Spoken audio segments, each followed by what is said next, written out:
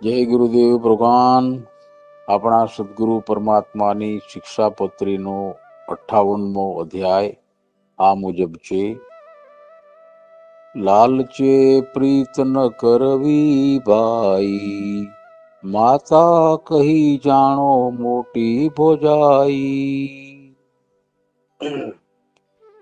આપણા સદગુરુ પરમાત્મા જીવનની ભૂમિકા જરા બદલે છે. જીવનના અનેક આયામ છે. એ વ્યક્તિગત આયામમાં પોતાની તંદુરસ્તી, આહાર, સ્વતંત્ર વિચારો, કપડાં લત્તા આ બધું આવે. અને એ જ જીવન જીવતો વ્યક્તિ જ્યારે પરિવારમાં કે સમાજમાં જાય ત્યારે સી રીતે વર્તે, એના વર્તવાના નિયમ શું હોય, કયું વર્તન નૈતિક ગણાય, ધાર્મિક ગણાય અને કયું વર્તન અનૈતિક અને અધાર્મિક ગણાય, એ મનુષ્યને પોતાને વિવેક નથી હોતો જો એને ધર્મનો સ્પર્શ ન હોય તો. તેથી જન્મથી મનુષ્ય જે વાતાવરણમાં જન્મે છે, એની માતાના કુખેથી જન્મ ધારણ કરે છે, મોટો થઈને પરિવારમાં જીવે છે, તો પરિવારના જે કોઈ વિચારો, વલણો, માન્યતાઓ, શ્રદ્ધા, ધર્મની શ્રદ્ધા બધું જ એને પરિવારમાંથી એના વારસા રૂપે એને પ્રાપ્ત થાય છે. સદગુણો, ગુણો, અવગુણો આ બધું જ એને પરિવારમાંથી પ્રાપ્ત થાય છે. તો પરિવાર જે રુચિનો હશે, પરિવાર જે તાસીરનો હશે, એ પ્રમાણે એના બાળકો એના જીવનમાં ઘડતર પામશે. તો આવા એક માનસિક ઘડતરમાં એક ઠેકાણે સહજ રીતે મનુષ્ય ક્યાંક કોઈ લોભ લાલચથી, મોહ માયાથી અથવા કોઈ ચરિત્રની કોઈ નબળાઈથી ખેંચાઈ જાય અને ભૂલ કરી બેસે. એવી ભૂલનું એક બિંદુ જીવનમાં છે, કોઈની સાથે હિત પ્રીત કરવી, સંબંધ બાંધવો. પ્રીત એટલે સંબંધ. તો કોઈ લાલચને વશ થઈને મને આ મળે તો હું આ સંબંધ બાંધું, અથવા સંબંધ બાંધું છું તો મને આ મળશે, એ પ્રકારની મનોવૃત્તિ છે એને સદગુરુ પરમાત્મા લાલચ કહે છે. લાલચને વશ થઈને સંબંધ બાંધવો, પ્રીત બાંધવી, એના સંબંધોનો વિકાસ કરવો, બીજાની સાથે હળવું વળવું, એનું મૂળ કોણ? તો લાલચ. હવે લાલચ આપનાર વ્યક્તિ સંબંધ બાંધવા માટે એ ઘટનાનો ઉપયોગ કરે, કોઈ વસ્તુની, કોઈ પૈસા ટકાની, કોઈ ચીજ વસ્તુની, કોઈ વ્યવસ્થાની, કોઈ માલ મિલકતની લાલચ આપીને પોતાના પડખે કરી લે, પોતાની તરફેણમાં એ વ્યક્તિને કરી લે. તો જે વ્યક્તિ તરફેણમાં જાય છે, એની સંગાથે જાય છે, એ વ્યક્તિના એ રીતે જવા પાછળનું મૂળ બળ પેલી લાલચ છે. તો લાલચ એક પ્રકારે માનસિક દુર્બળતા છે. વ્યક્તિનો જ્યારે સંકલ્પ નબળો પડે, એના ચારિત્ર્યમાં કશીક ખામી સર્જાય, એવા સંજોગોમાં માણસ ઘણા બધા અયોગ્ય વર્તન કરે છે. એમાંનું એક વર્તન છે બીજાની સાથે સંબંધ બાંધવા માટે, હિતપ્રીત રાખવા માટે, કોઈ ધંધા રોજગારમાં ભાગીદારી માટે કે કોઈ સામાજિક સંબંધ માટે કોઈ પ્રકારની લાલચ આપવી અથવા લેવી, જીવનમાં એનો ઉપયોગ કરવો. અને એ ચારિત્રનું નબળું પાસું છે જ. સદગુરુ પરમાત્મા એને જીવનની ખામી ગણે છે. જે વ્યક્તિ લાલચથી પ્રેરાઈને પોતાના જીવનનો આકાર આપે, કોઈ ઘટનાનો લાભ લે, તો એ અનુચિત, અયોગ્ય, ધર્મ વિરુદ્ધ લાભ છે. એવો લાભ એને ન લેવો જોઈએ. અને એવો લેવાઈ જાય તો શું? જીવાતા જીવનના પ્રવાહમાં અનેક માણસો મળે છે, અનેક ઘટનાઓ બને છે, અનેક વ્યવહારો થાય છે. એ દરેક વ્યવહારો બધા જ ધર્મયુક્ત છે અથવા કાયદાયુક્ત છે એવું હોતું નથી. ઘણીવાર માણસ કોઈ પ્રકારના લોભ લાલચને વશ થઈને અમુક કામ કરે છે. તો એ લોભ લાલચને વશ થાય એટલે ઘણે ભાગે કોઈકનો આપણે એ ઘટનાનો ઉપયોગ કરીને કોઈનો હક મારીએ છીએ, કોઈને અન્યાય કરીએ છીએ. એ સિવાય એ કાર્ય બનતું નથી. તેથી એક પ્રકારનું ધર્મ વિરુદ્ધ કૃત્ય છે, પાપ કૃત્ય છે. એનાથી એક સામાજિક ગડબડ ફેલાય છે. સૂક્ષ્મ રીતે ભલે કોઈ આપણો વિરોધ દેખીતો ન કરે, પણ આપણા વર્તનને જોઈને આપણે માટે ખરાબ અભિપ્રાય સમાજમાં, પરિવારમાં, બીજે બધે ઓળખીતા પાળખીતામાં બંધાય છે. એટલે ધર્મ વિરુદ્ધ કૃત્ય કરવાની એક ખોટી ટેવ પડે છે આપણને, અને એ ટેવ જતાં જતાં જીવનને એનો વિકાસ નથી થવા દેતી. એ ટેવના કારણથી મનુષ્ય એવી લાલચ જ શોધતો ફરે છે, અને એવી લાલચ જ્યાં મળે ત્યાં એનું મન ખેંચાઈ જાય છે. લાલચને વશ થઈ અને અયોગ્ય કર્મ કરે છે. બીજા કોઈને નુકસાન થાય છે કે નથી થતું એ પણ જોતો નથી માણસ. આમ લાલચમાંથી લોભ જન્મે, અને લોભ આખા જીવનને આવરી લે. લોભના આવરણ નીચે રહેલો એ વ્યક્તિ ખરા અર્થમાં એના અંતરાત્માને મારી નાખે છે. એક પ્રકારના એવા વાતાવરણમાં જીવે છે કે બધું જ એના વ્યવહારનું કેન્દ્ર બિંદુ પેલી કોઈ પ્રકારની મને કંઈક મળે એવી લાલચમાં ફેરવાઈ જાય છે. આખું જીવન એવું થાય છે. અને તેથી એકવાર એવી ટેવ પડે તો પછી લોભી મનને એનો ચસ્કો લાગે. જીવન વ્યવહારો એ રીતે કલુષિત થતા જાય. એક પ્રકારનું માનસિક આધ્યાત્મિક પ્રદૂષણ ફેલાતું જાય. એ વ્યક્તિને ખરેખર સાચું કંઈ સૂજે નહીં. લોભ અને લાલચનું આવરણ એના મન ઉપર આવી જાય. એની બુદ્ધિ કુંઠિત થતી જાય, દૂષિત થતી જાય, રાગદ્વેષથી ભરેલી થતી જાય, સાચો નિર્ણય લઈ ન શકે, અને ધીમે ધીમે એ વ્યક્તિનું તમામ રીતે પતન થાય છે. એના મૂળમાં કોણ છે? તો પ્રીત બાંધવા માટે માધ્યમનો ઉપયોગ, કોઈ પ્રકારની લાલચ. મને આ મળે તો આમ થાય, અથવા તો આ સંબંધ બંધાય છે તો મને આ મળશે, એવા પ્રકારનો લોભ એને સદગુરુ પરમાત્મા લાલચ કહે છે. તો જ્યારે વ્યવહાર બાંધવાનો પ્રસંગ આવે, કોઈની સાથે કામ પાડવાનો પ્રસંગ આવે, તો એ વખતે જરા પોતાના એ વ્યવહારને ઝીણી નજરે જોવો જોઈએ કે હું આ જે કરું છું એમાં લાલચ તો કારણભૂત નથી ને, અને લાલચ નીચે મારાથી અયોગ્ય કામ તો નથી થતું ને. એક વખત આ ઘટના બનતી વખતે વ્યક્તિ પોતે જાગૃત થાય અને લાલચથી નથી થતું, યોગ્ય થાય છે તો જ કરવું, લાલચના મારે કશું કરવું નથી.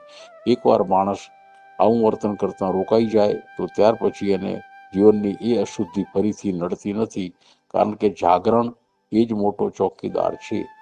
મનુષ્ય જ્યારે દુષ્કર્મ કરે છે, અયોગ્ય વર્તન કરે છે, કોઈને અન્યાય કરે છે, કોઈની સાથે હિંસા કરે છે, એ બધા જ સંજોગોમાં એ વ્યક્તિ મૂર્છામાં છે. એને પોતાને ખબર નથી કે હું શું કરું છું, અને એમાં લાલચ બહુ મોટો ભાગ ભજવે છે. એક પ્રકારનું માનસિક આવરણ બની જાય છે, અને તેથી એમાં ભૂલી ચૂકે કોઈ પ્રકારના વ્યવહાર વખતે તમે લાલચમાં નથી ને, એમ સદગુરુ પરમાત્મા ખાસ શબ્દ લખીને આપણને જાગૃત કરે છે. લાલચે પ્રીત ન કરવી ભાઈ. બીજી પંક્તિ જરા અલગ પ્રકારની છે. મનુષ્યની ભૂમિકા. મનુષ્ય માત્ર સ્ત્રી હોય યા પુરુષ, જો એના શરીર ઠીકઠાક હોય, બરાબર હોય, નિયમસર હોય, તો સહજ રીતે જ કામ શક્તિથી ભરેલા હોય છે. કામ શક્તિથી ભરેલા દરેક મનુષ્યમાં કામ શક્તિ છે જ. કોઈક જ એવો અભાગીયો મનુષ્ય હોય કે જેના શરીરમાં જન્મથી કામ શક્તિ નથી, પણ મોટા ભાગના મનુષ્યો કામ શક્તિથી ભરેલા હોય છે. એ કામ શક્તિ શરીરમાં કોઈ ચોક્કસ બિંદુ ઉપર નિવાસ કરે છે, અને એ જાગે એની મન ઉપર અસર થાય, અથવા મનની અસર એના ઉપર થાય, તો એ વખતે કામ શક્તિ કામ વાસનામાં ફેરવાઈ જાય છે. જ્યારે કામ શક્તિ કામ વાસનામાં ફેરવાય છે, ત્યારે દરેક વ્યક્તિ પોતાનાથી વિરુદ્ધ વ્યક્તિને ગોતે છે. પુરુષ હોય તો સ્ત્રીને ગોતે, ને સ્ત્રી હોય તો પુરુષને શોધે છે. અને એવા સંજોગોમાં અતિ દબાણ નીચે, કામ વાસનાના અતિ બળ નીચે, અતિ તીવ્રતા નીચે વ્યક્તિ વિવેક ગુમાવી બેસે છે. તો વિવેક ગુમાવે ત્યારે પુરુષ હોય તો સ્ત્રી કોણ છે એ ખબર રહેતી નથી, સ્ત્રી હોય તો પુરુષ કોણ છે ખબર નથી રહેતી. એવા સંજોગોમાં એ વ્યક્તિને માટે આપણા સદગુરુ પરમાત્મા ખબરદાર એમ કહીને ફરમાવે છે કે આપણા પોતાના પરિવારમાં એક પિતાના 2, 3 કે 4 પુત્રો હોય, 1 થી વધુ પુત્રો હોય, તો એ પુત્રોના સંબંધ થયેલા હોય, તો એના ઘરમાં જે નારી આવે એ જો મોટો ભાઈ હોય તો મોટા ભાઈની ધર્મપત્ની નાના ભાઈને માટે ભોજાઈ એટલે ભાભી કહેવાય. તો સહજ રીતે દેર ભોજાઈનો સંબંધ જરા ઠઠ્ઠા મસ્કરીનો વધારે હોય છે. ભોજાઈ દેરની ઠઠ્ઠા મસ્કરી કરે, અને એમાંથી મનુષ્યના મનમાં કોઈ નબળી પડે એવો ખોટો ભાવ જાગી જાય, અને તો એનો ઉપાય શું? એક જ વખત આ ઘટના બની જાય, એક જ વખત મર્યાદાઓ તૂટે તો ત્યાર પછી સમજો કે પછી એ પાળ કદી સાંધી શકાતી નથી. તેથી એની સુરક્ષા શું? આપણા પરિવાર જીવનની સ્થિરતાનો ઉપાય શું? આ એક એવું બિંદુ છે, મોટા ભાઈ બે હોય, સગા ભાઈ, તો એના ઘરમાં જે નારી છે એ કોઈક રીતે સંબંધમાં છે, રોજ સાથે રહેવાનું છે, એક જ ઘરમાં નિવાસ છે, ખાવા પીવાનું સાથે છે, ક્યાંય જવા આવવાનું સાથે બને છે, તમામ નાના મોટા તહેવારના પ્રસંગો, સામાજિક પ્રસંગોમાં સાથે ને સાથે રહીએ છીએ. તો એ વખતે આજના કળિયુગના પ્રભાવ નીચે કોઈ વ્યક્તિના મનમાં કોઈ દૂષણ દાખલ થઈ જાય તો એવી વખતે જે કંઈ બને છે ઘટના, એ પરિવારને વેરવિખેર કરી નાખે છે. આખો પરિવાર વિખાઈ જાય છે, ગમે એવી શાંતિ હોય જતી રહે છે. તો એ દુર્ઘટનાને ટાળવા માટે સદગુરુ પરમાત્મા એક નીતિ વાક્ય ઉચ્ચારે છે.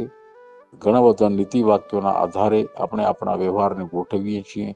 સહજ રીતે જ નીતિ વાક્યોનું શિક્ષણ આપણને મળ્યા કરે છે અને એના પ્રભાવ નીચે આપણે એવી રીતે વર્તીએ છીએ કે કદી કોઈ મર્યાદાઓ તોડતા નથી, ખોટું કરતા નથી. તો એવા નીતિ વાક્યના પ્રભાવ નીચે આપણે જીવીએ. એમાં સૌથી અસરકારક નીતિ વાક્ય આપણા સદગુરુ પરમાત્માએ લખ્યું છે, માતા કહી જાણો મોટી ભોજાઈ. પોતાના મોટા ભાઈના જીવનસાથી ધર્મપત્ની એ તમારી માતા છે એવા ભાવથી એને જુઓ. કાયમ એ ભાવ મનમાં કેળવો. એ જ્યારે આવું બને ત્યારે દ્રષ્ટિ એક વખત આવે, મનને ટેવ પડે, મનમાં અયોગ્ય વિચાર ના આવે તો ધીમે ધીમે ધીમે સંસ્કાર મજબૂત થશે. પરિવાર જીવનમાં એક પ્રકારનું ભક્તિનું, મર્યાદાનું વાતાવરણ રહેશે, પુણ્યનું વાતાવરણ રહેશે, ધર્મનું વાતાવરણ રહેશે. અને ભૂલી ચૂકે કોઈ ખોટી પડે, કોઈ નબળી પડે, એ મર્યાદા તૂટે તો એના એટલા ભયંકર પરિણામો આવે છે જેનો કોઈ હિસાબ નહીં.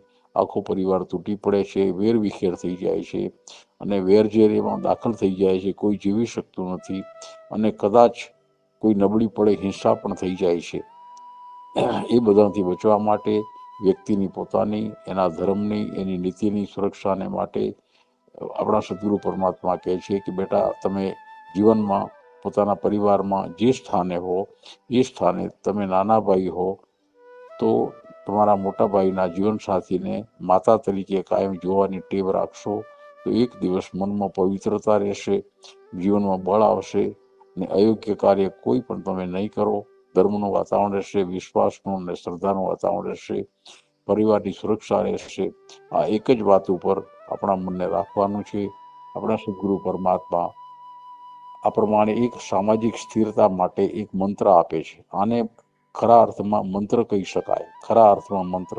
જ્યારે જ્યારે પણ વ્યક્તિ પોતાના જીવનમાં સામેની વ્યક્તિના સંપર્કમાં આવે, એ સામેની વ્યક્તિ પોતાના ભાઈનો જીવન સાથી છે, એ જેવું જણાય કે તરત જ મનમાં બીજો પડઘો પડે, મારે માટે તો માતા કે બેન સમાન છે. બસ આટલી જ જરૂર છે અને એ તો એ આપોઆપ જ જીવનનું યોગ્ય કાર્ય થયા કરશે. કોઈ અધર્મ નીતિ જીવનમાં પ્રવેશશે નહીં, પરિવારમાં પ્રવેશશે નહીં અને એનાથી પરિવાર ખૂબ સુખી અને શાંતિભર્યો, ધર્મભર્યો રહેશે. વિશ્વાસનું અને શ્રદ્ધાનું વાતાવરણ રહેશે, ખૂબ પ્રેમ ભાવના રહેશે. એ પરિવારનો ખૂબ વિકાસ થશે, એના બાળકો થશે, એ ભણશે, ગણશે. આ એક જ ઘટના વિકાસ માટે મૂર્તિમંત છે. શ્રદ્ધા એકવાર તૂટે, વિશ્વાસ એકવાર તૂટે, ફરી કદી સાંધી શકાતો નથી.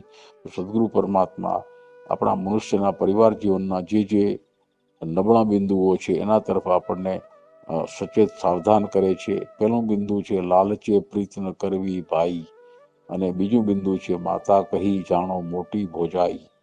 તો આ રીતે આપણા પોતાના જીવનને ધર્મમય જીવન બનાવીને, ધર્મનું આવરણ પોતાના ઉપર રાખીને, મર્યાદાઓના પાઠ શીખીને આપણે આપણા પરિવારના જીવનને સમૃદ્ધ કરી શકીએ અને ધર્મમય જીવન જીવી શકીએ. પવિત્રતા દાખલ થાય, હંમેશા ધર્મના વિચારો રહે, મનુષ્ય ખૂબ પુરુષાર્થી બને.